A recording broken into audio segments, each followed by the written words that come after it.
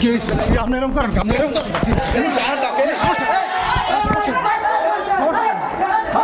সমস্যা আপনার সমস্যা কি?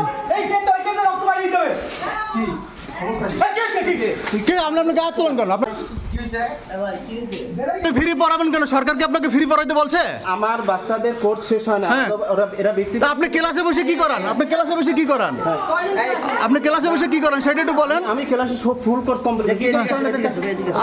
আপনি ক্লাসে বসে কি করেন সেটা একটু বলেন। বলো তুমি। আমরা খবর পাই যে এখানে অবৈধভাবে সরকারি স্কুলের টিচার কোচিং করাচ্ছে। এই খবর পেয়ে আমরা এখানে আসি।